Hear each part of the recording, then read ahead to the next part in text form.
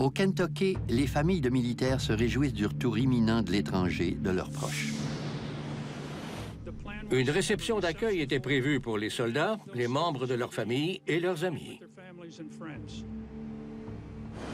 Au même moment, dans un petit aéroport canadien,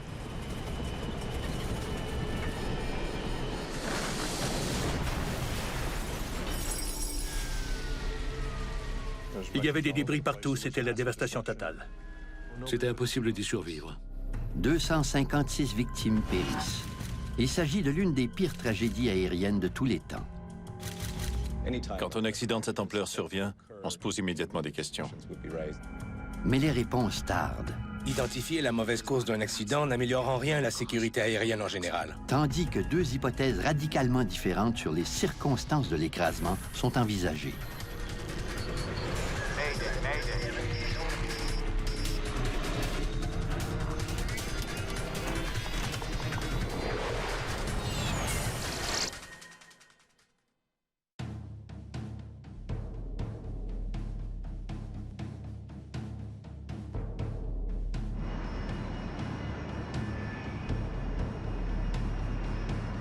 Le vol 1285 d'Arrow Air achève son trajet de 10 000 km entre l'Égypte et les États-Unis. Le DC-8 est en route pour Fort Campbell, au Kentucky, via l'Allemagne et Terre-Neuve. 8 membres d'équipage et 248 passagers sont à bord de l'appareil. La plupart sont des soldats de l'armée américaine de la célèbre 101e division aéroportée, les Screaming Eagles. Cette division a combattu pendant la Seconde Guerre mondiale. Elle a participé au débarquement de Normandie. Elle a été larguée en territoire allemand. Elle a laissé sa marque dans l'histoire. Je crois que tous ceux qui ont servi au sein de cette division éprouvent une fidélité et une fierté particulière. Ces soldats venaient de passer 5 mois et demi dans la péninsule du Sinaï. Ils étaient certainement impatients de retrouver leurs proches pour les vacances de Noël. L'armée a engagé le transporteur aérien Arrow Air afin de ramener les soldats au bercail. Ce n'était pas une pratique inhabituelle dans les années 1970 et 1980. Le gouvernement faisait affaire avec des compagnies aériennes civiles pour le transport de troupes. À 5h30 ce matin-là, le Douglas DC-8 atterrit à l'aéroport international de Gander, sur la côte est de Terre-Neuve. Ils devaient se ravitailler en carburant à Gander avant de poursuivre leur route vers Fort Campbell, au Kentucky. Okay, guys. I'd like to be refueled, checked, and wheels up in 90 minutes. Roger that. Le commandant John Griffin est pilote chez Arrow Air depuis 4 ans. Il est également instructeur de vol pour la compagnie. Le copilote, John Conley, sera aux commandes de l'appareil pour le décollage du vol 1285 de Gander. Mike Fowler, le mécanicien de bord, surveille les systèmes mécaniques de l'avion.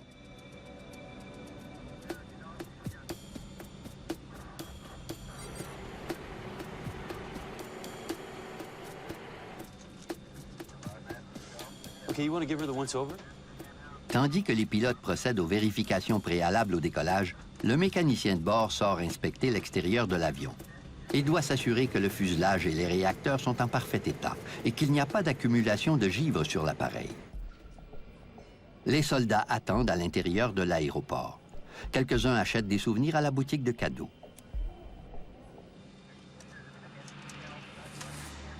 Anything? Okay. Roger that.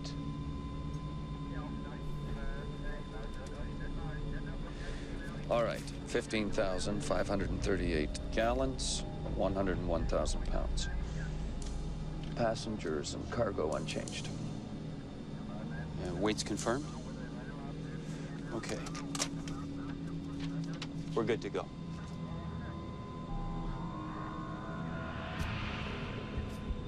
That puts us here. Rotation is 144 knots. Yeah, that looks good. L'anémomètre comporte un curseur qui rappelle à l'équipage la vitesse exacte à atteindre pour que l'avion quitte le sol. bugs are set on the right. Copy that. Une fois l'avion ravitaillé en carburant et les vérifications préalables effectuées, les 248 soldats remontent à bord. L'ambiance était probablement très joyeuse dans l'avion. Parce que je sais que quand ils ont fait escale à Gander, plusieurs soldats ont appelé leurs proches à Fort Campbell pour les prévenir qu'ils seraient à la maison dans quelques heures.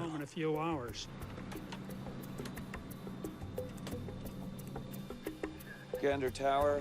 Big A950, we've completed refueling and pre-flight checks. Requesting taxi to runway 31. Big A950, winds at 290 at 4 knots. Take off now, runway 22. Un changement de dernière minute survient. Le vol d'Arrow Air doit emprunter une autre piste. 9,900 feet. Take off to the south. We're good. Copy that, Gander. Runway 22.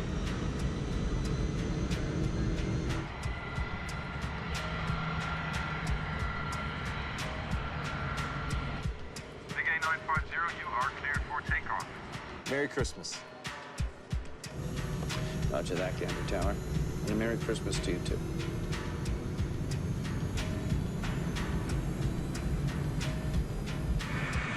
Le DC-8 accélère pour atteindre sa vitesse de décollage. 80 knots. Check.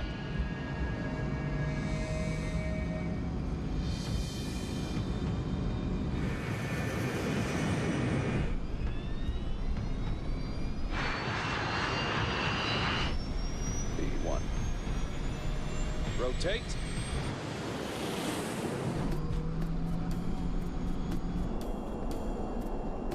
Le vol 1285 d'Arrow Air décolle de l'aéroport de Gander à 6h46. Mais à peine quelques secondes plus tard, She's flying like a pig.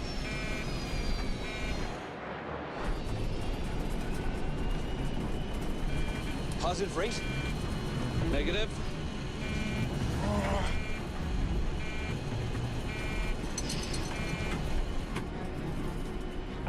Je suis convaincu que ces soldats se sont rendus compte qu'il se passait quelque chose de grave pendant ces longues secondes.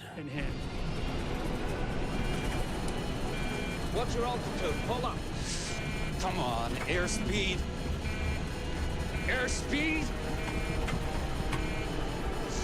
Watch the trees.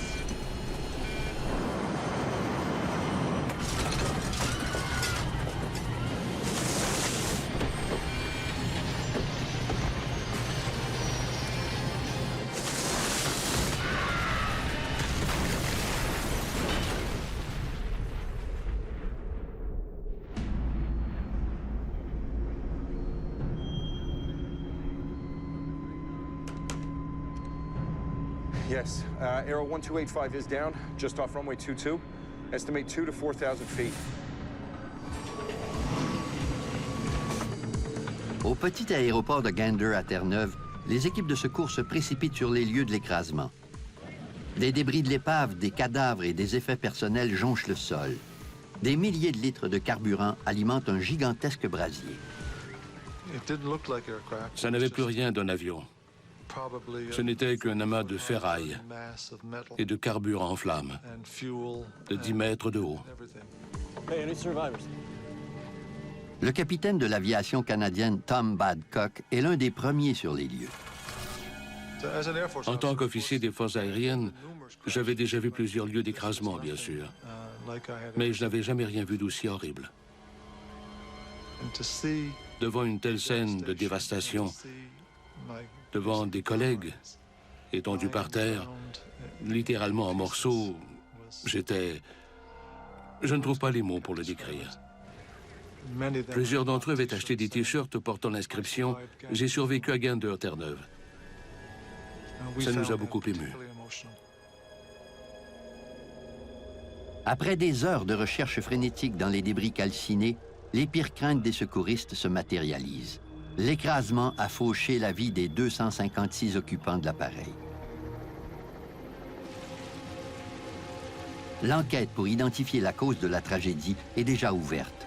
Elle suscitera la controverse allant jusqu'à provoquer le démantèlement du Bureau canadien de la sécurité aérienne.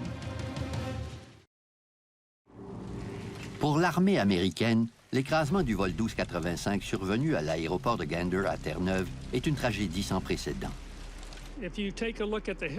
Lorsqu'on étudie l'histoire des assauts de la 101e division aéroportée, on se rend compte que même pendant la Seconde Guerre mondiale, elle n'avait jamais perdu autant d'hommes en aussi peu de temps que le 12 décembre 1985 à Gander, à Terre-Neuve. L'armée canadienne boucle un périmètre de sécurité autour du lieu de l'écrasement.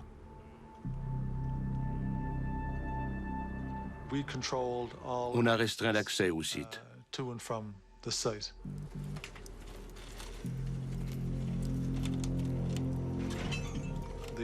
Les policiers de la GRC m'ont demandé d'examiner un objet qu'ils trouvaient étrange.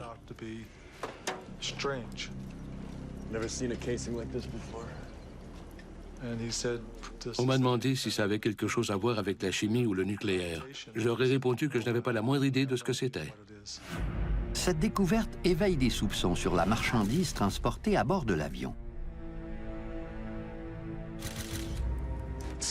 C'était tout à fait possible que la compagnie Arrow Air ait transporté des choses qu'elle n'aurait pas dû transporter ou qui ne figuraient pas sur le manifeste de marchandises.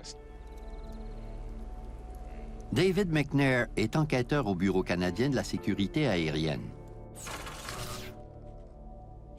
Il y avait des débris d'avion partout. On a tout de suite compris qu'on aurait du mal à trouver ce qu'on cherchait. Son collègue Peter Bogue rejoint McNair. Ils arrivent quelques heures après l'écrasement. Un spectacle de dévastation totale les accueille. Les images et l'odeur sont toujours désagréables, mais on n'a pas le choix. Ça fait partie du boulot. L'ampleur tragique du désastre fait rapidement la manchette aux quatre coins du monde. This is not only a sad day for the 101st Airborne, but a sad day for the nation.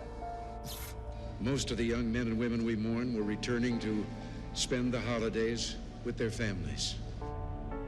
You do not grieve alone. We grieve as a nation, together. As together we say goodbye to those who died in the service of their country. There is just no way. Je ne saurais pas vous exprimer à quel point la perte d'autant de vies humaines dans un seul accident d'avion a été tragique.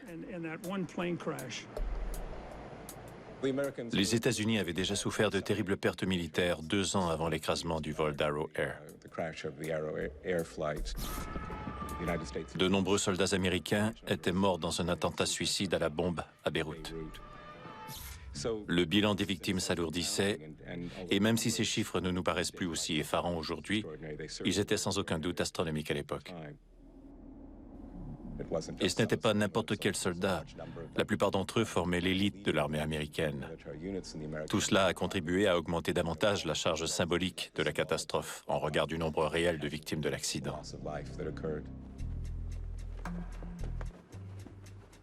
En interrogeant le personnel de piste de l'aéroport de Gander, les enquêteurs obtiennent de troublantes informations.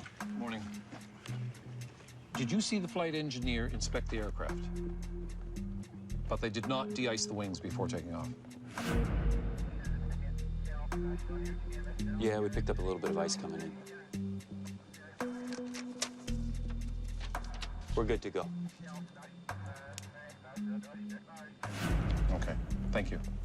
On s'est intéressé au dégivrage parce que des témoins du ravitaillement avaient noté une accumulation de glace sur l'appareil pendant son approche. Ils revoient ensuite les messages d'observation météorologique au lever du jour le 12 décembre. C'était très, très glacé à l'aube.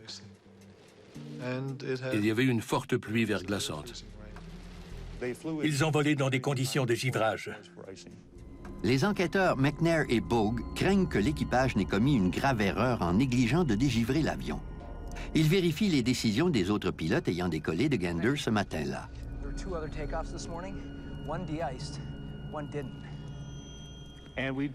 On a appris qu'un Boeing 737 avait accumulé pas mal de glace en décollant. C'est ce qui nous a permis de conclure qu'il y avait de très fortes chances que du givre se soit formé sur le DC-8. Mais le second avion, un British Aerospace VC-10, est demeuré au sol pendant 50 minutes et il s'est envolé sans problème sans avoir été dégivré.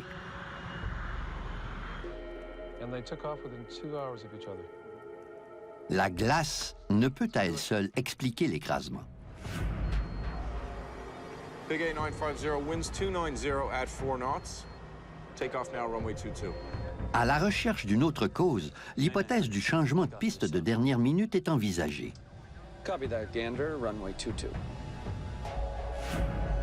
Not the runway they were expecting. Mais les enquêteurs concluent rapidement que la piste n'a rien à voir dans cet écrasement. La piste 22 est la plus longue de l'aéroport de Gander. C'est elle qui leur donnait la plus grande marge de manœuvre. Les enquêteurs examinent le lieu de l'écrasement pour tenter de déterminer la trajectoire précise de l'avion au cours de sa chute. C'était une région fortement boisée. En se rapprochant du sol, l'appareil a coupé la cime des arbres.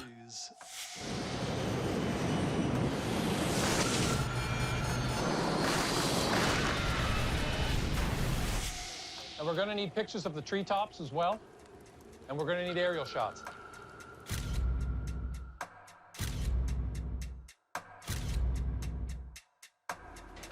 Mais par-dessus tout, ils ont besoin de l'information contenue dans les 2 boîtes noires.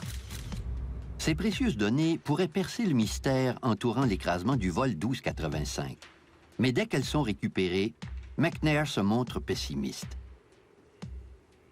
On était déçus de constater à quel point c'était un vieil enregistreur à feuilles. Ces modèles ne fournissent pas suffisamment d'informations aux enquêteurs. Well, send them off to Ottawa and we'll see what we've got. Les anciens modèles d'enregistreurs de données de vol gravent les données sur une feuille d'acier inoxydable. Même si la feuille est à l'épreuve du feu, elle ne peut enregistrer que 4 paramètres de vol, dont la vitesse et l'altitude, tandis que les enregistreurs de données de vol numériques récents peuvent enregistrer des centaines de paramètres. Ils expédient les boîtes noires au centre de dépouillement des enregistreurs de vol du Conseil national de recherche du Canada en se croisant les doigts. L'enquête est ouverte depuis quelques heures à peine quand elle prend une tournure dramatique. Un consulat américain à l'étranger reçoit un appel de quelqu'un qui revendique la responsabilité de la catastrophe. Ce serait l'œuvre du djihad islamique, une branche du Hezbollah. Le seul groupe terroriste actif au Moyen-Orient à cette époque, qui avait à la fois l'intention et la capacité d'attaquer le personnel militaire américain, c'était le Hezbollah.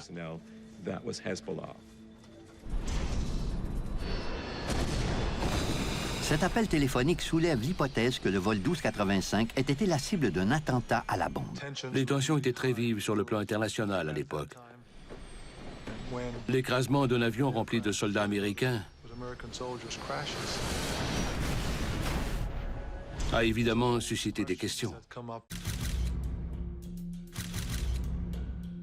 David McNair envoie des pièces de l'épave de l'avion dans un laboratoire judiciaire de la GRC afin de déceler la présence éventuelle de résidus de bombes. Les enquêteurs cherchent à savoir si le vol 1285 a explosé avant de s'écraser. Ils inspectent le terrain entre la piste et le point d'impact à la recherche de débris qui seraient tombés du ciel.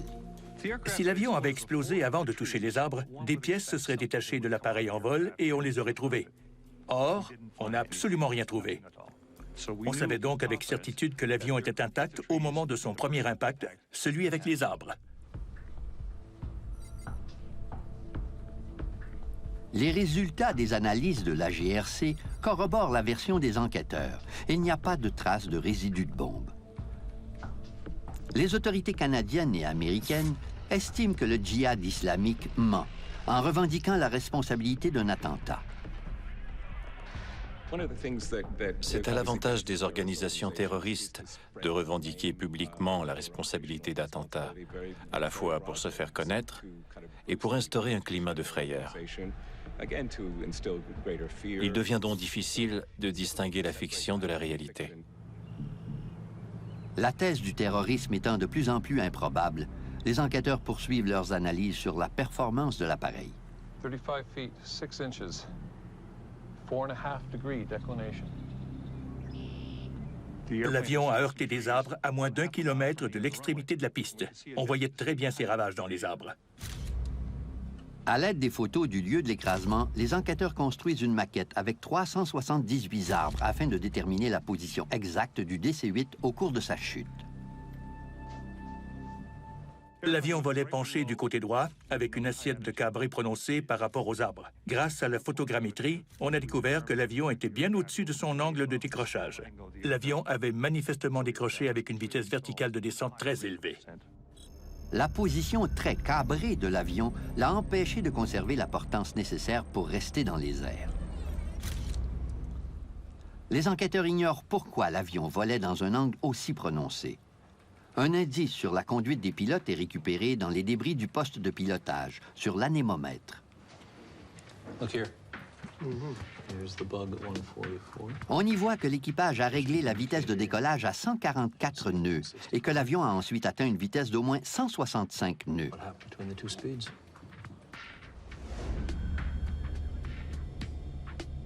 Bugs, set on the right. Copy that. Les enquêteurs espèrent obtenir un tableau beaucoup plus complet des derniers moments des pilotes grâce aux données de l'enregistreur de conversation dans le poste de pilotage, le CVR. Mais ils sont rapidement déçus.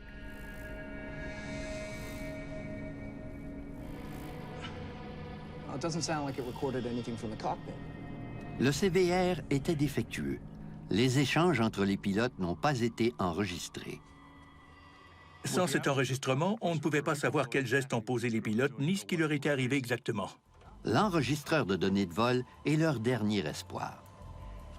Même cet enregistreur rudimentaire aurait pu nous fournir des renseignements sur leur vitesse de rotation, sur d'éventuels voyants d'alarme, sur leur réaction. Ce sont de précieuses informations. Malheureusement, cet enregistreur n'est guère plus utile que le CVR. L'enregistreur de l'avion d'Arrow Air nous a fourni des données extrêmement sommaires. Il nous a permis de connaître la vitesse, l'altitude approximative et le cap de l'appareil. Il n'y avait rien concernant la puissance des réacteurs, l'angle d'inclinaison latérale ou l'angle de tangage. L'enregistreur de données de vol révèle aux enquêteurs que le vol 1285 d'Arrow Air a commencé sa course au décollage en augmentant sa vitesse pour atteindre 167 nœuds. Le décollage a eu lieu 51 secondes après son départ. 2 secondes plus tard, la vitesse a commencé à diminuer. Come on, airspeed. Airspeed.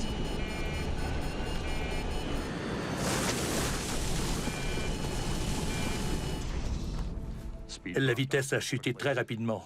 On savait donc que l'avion volait sous la vitesse normale. L'enregistreur nous a au moins appris ça. It tells us almost nothing.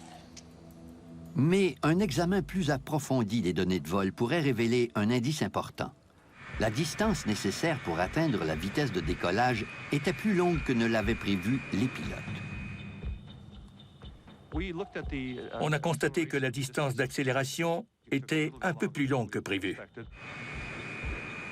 4,300 feet, 100 knots. 6,300 feet, 144 knots. They should be lifting off now. Les enquêteurs découvrent que le décollage a eu lieu seulement 4 secondes plus tard, soit plus de 400 mètres plus loin que prévu. 8,000 feet, 167 knots. Extra 1,000 feet to get off the ground. Why did it take them so long? B1. Rotate.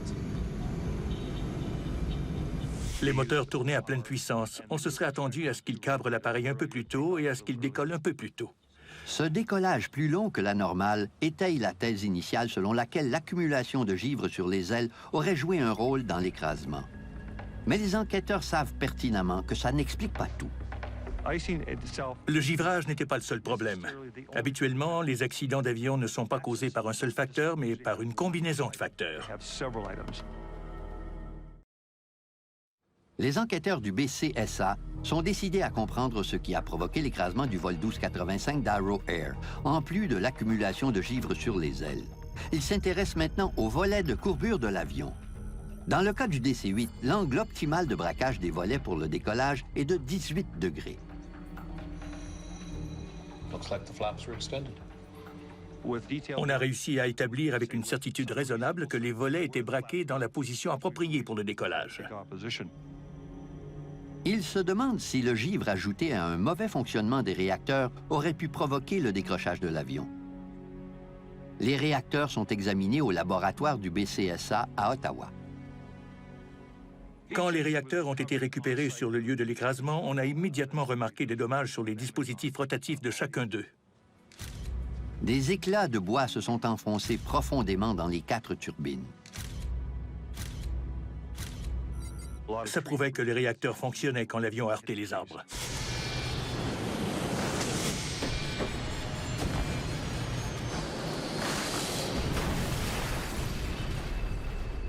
Les preuves montrent que le DC-8 était correctement configuré pour le décollage et que les réacteurs fonctionnaient normalement.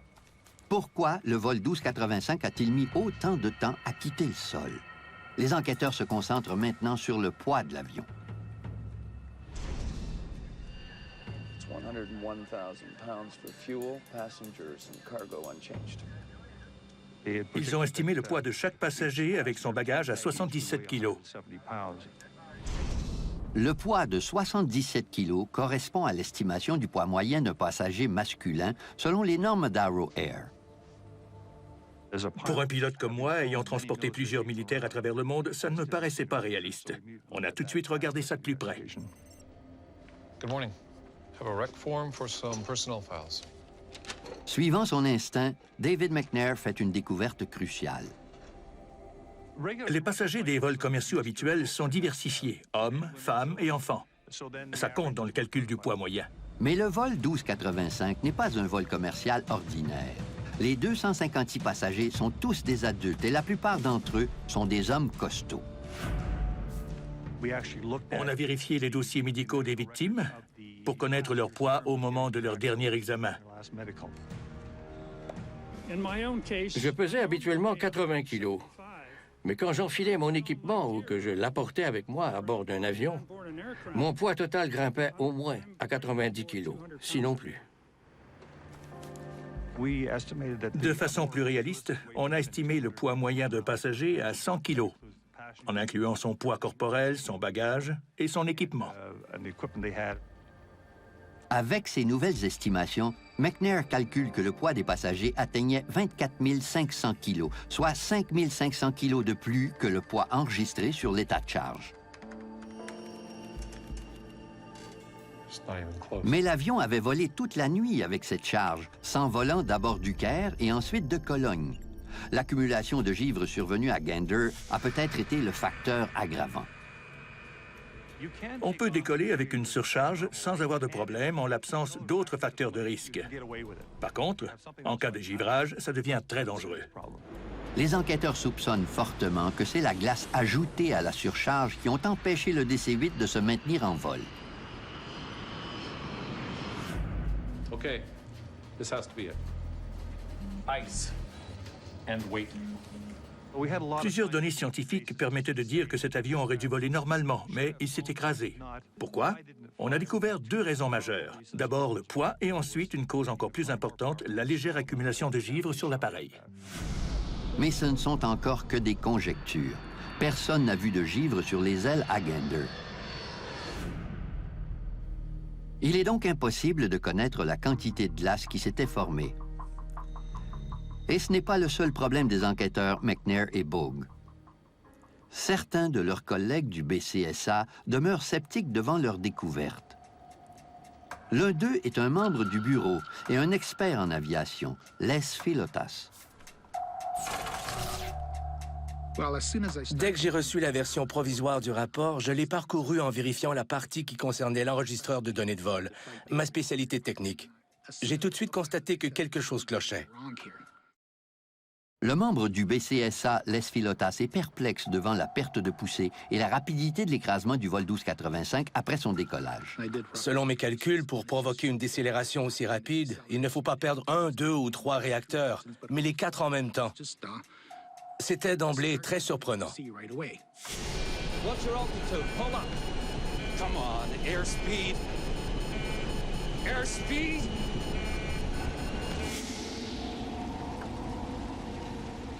Voici la phrase exacte de leur conclusion. Si je me souviens bien, l'avion a été détruit par un incendie alimenté par le carburant. Or, dans les rapports préliminaires, tous les témoins de la scène ont mentionné une gigantesque explosion et un nuage en champignons.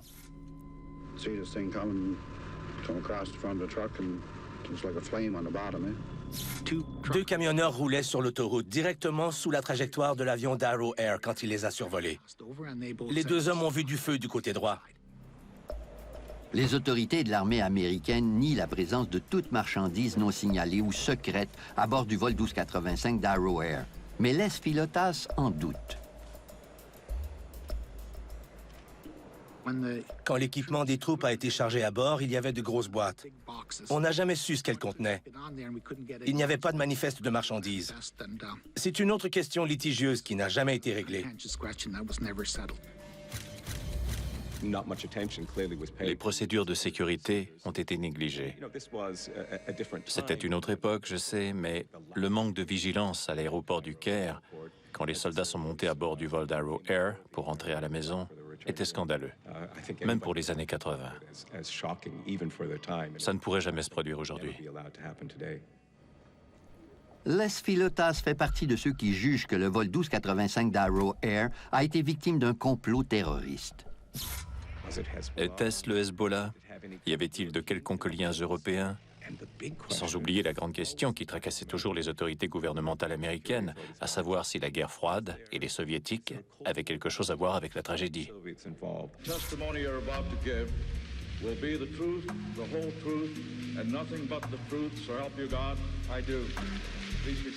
Certains se demandent maintenant si le vol 1285 ne se trouve pas au cœur du plus gros scandale politique de tous les temps, le complot américain visant à vendre illégalement des armes à l'Iran en échange d'otages américains. Arrow Air était l'une des compagnies aériennes impliquées dans une opération secrète orchestrée par le désormais célèbre colonel Oliver North à l'époque de la présidence de Reagan. L'affaire Iran-Contra était une opération secrète à la fois embrouillée et étrange. La mince couche de givre sur les ailes n'est pas responsable. Les Philotas s'appuie sur des photographies pour prouver ses dires. Mon collègue s'est rendu à Gander, au laboratoire de photographie de la GRC, où étaient classées des milliers de photos prises sur les lieux de l'écrasement.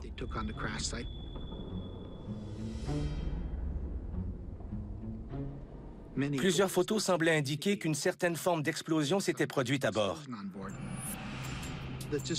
Un peu comme quand on fait un trou avec notre doigt dans une feuille de papier d'aluminium. Elle se recourbe de l'intérieur vers l'extérieur. On voit tout de suite de quel côté le doigt a été enfoncé. Philotas devient encore plus méfiant quand il apprend qu'un enquêteur indépendant engagé par Arrow Air a lui aussi exploré la piste d'une explosion à bord. Après un examen minutieux de toutes les pièces, il a fait une découverte sur le 3e réacteur, situé du côté droit. 3 aubes directrices d'entrée consécutives avaient un genre de bosse sur le bord d'attaque, et l'une d'elles portait des traces de peinture rouge. Selon les conclusions de cet enquêteur indépendant, la thèse de l'explosion en vol était plausible. Et les dommages et les marques de peinture à l'intérieur du réacteur pouvaient provenir de débris ayant explosé hors du fuselage. Philotas obtient un autre renseignement important grâce à l'autopsie de quelques-unes des 256 victimes. On y révèle la présence de taux extrêmement élevés de monoxyde de carbone dans leur sang. S'ils avaient des produits de combustion dans les poumons, on peut en déduire qu'ils en ont inhalé une certaine quantité avant l'écrasement. Ces nouveaux éléments de preuve permettent à Philotas et ses collègues d'envisager un tout autre scénario.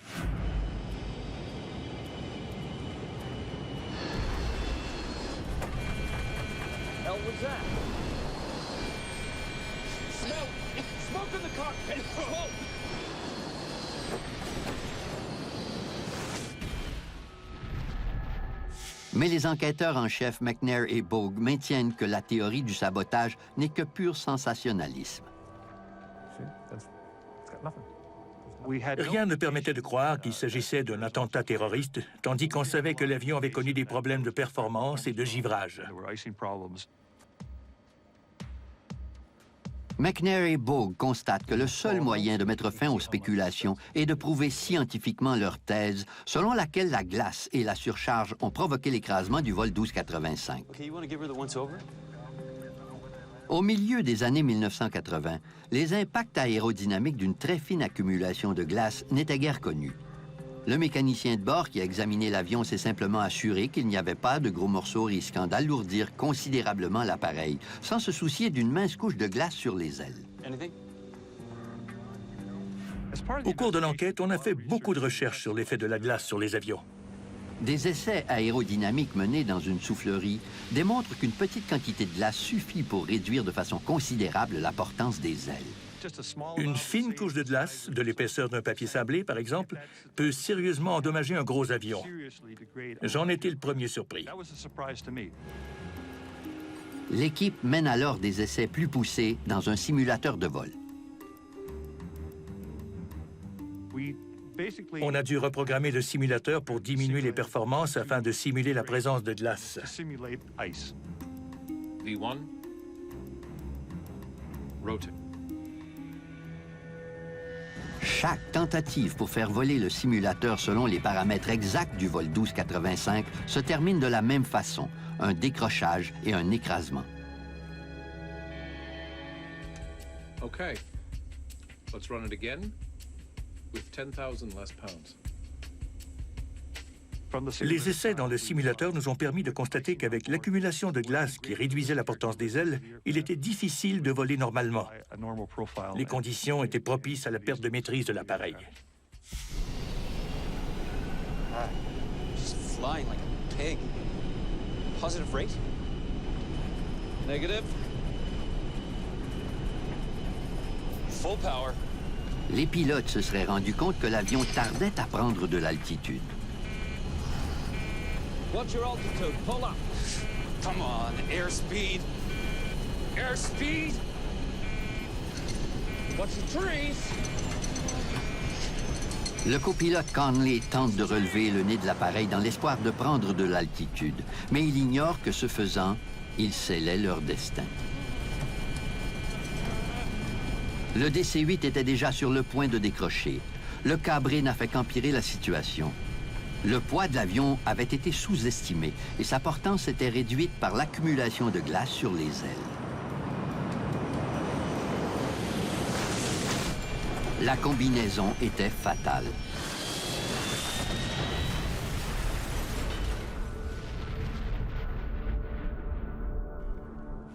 En enlevant un facteur de risque, le givrage par exemple, l'accident ne se serait peut-être pas produit malgré la surcharge et vice-versa. Mais avec l'effet combiné de ces deux facteurs, l'accident était inévitable. Concernant les marques suspectes de peinture à l'intérieur de l'un des réacteurs, David McNair découvre qu'elles proviennent d'une chargeuse frontale ayant servi à ramasser les débris sur le lieu de l'écrasement. De même, la chaleur extrême du brasier peut être responsable des taux anormalement élevés de monoxyde de carbone décelés dans le sang des victimes. Même les flammes aperçues par les camionneurs avant l'impact au sol s'expliquent. Quand un avion vole avec un angle d'attaque très prononcé au moment où il décroche, il est normal que les réacteurs crachent des flammes en raison du décrochage du compresseur. Quant à la capacité d'un groupe terroriste à organiser un attentat aussi complexe et aussi audacieux, un doute considérable subsiste. Auraient-ils pu le faire?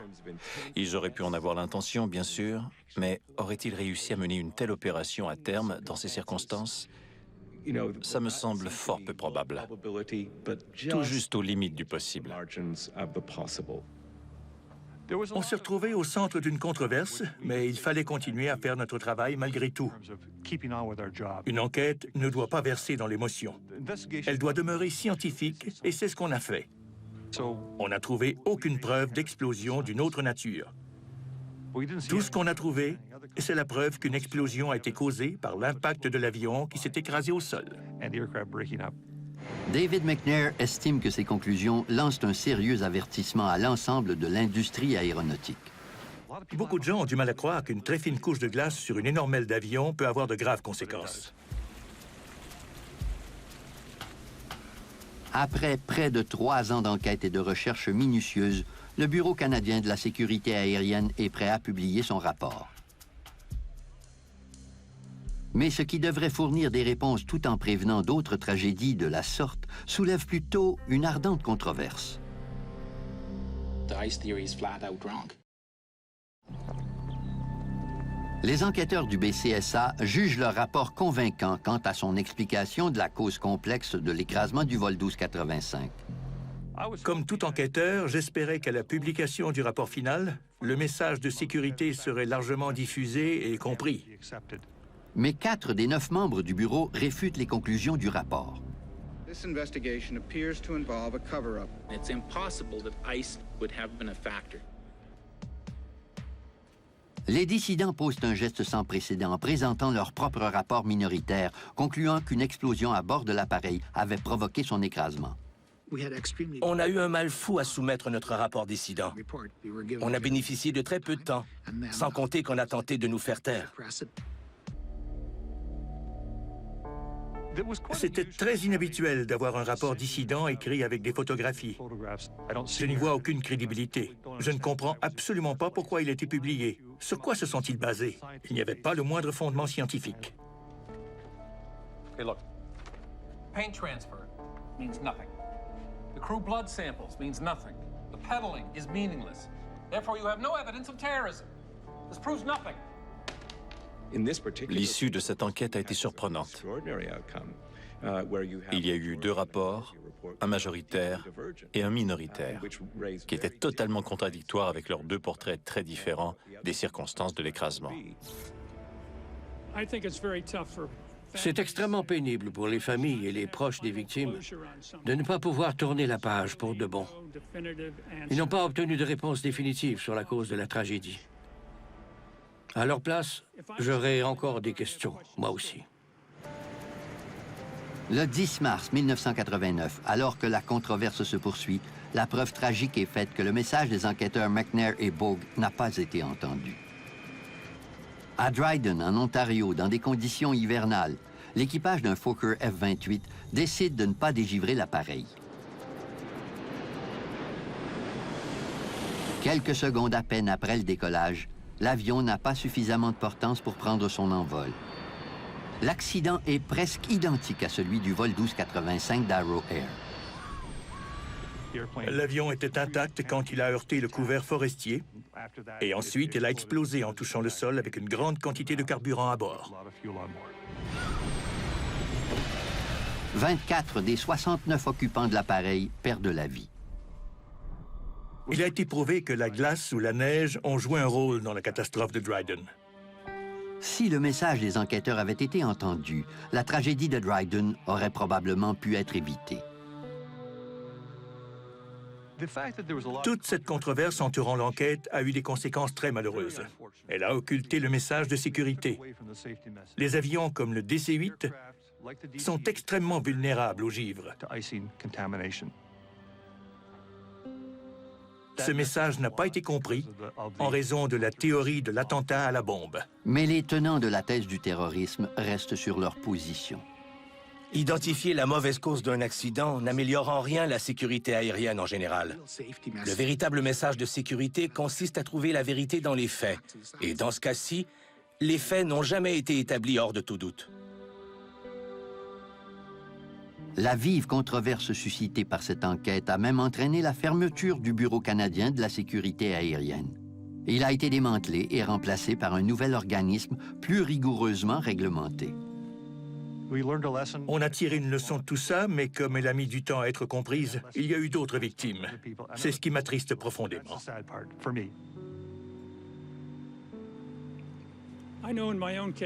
Personnellement, si j'avais perdu un être cher dans cette terrible tragédie sans savoir exactement ce qui s'est produit, je n'aurais pas l'esprit en paix.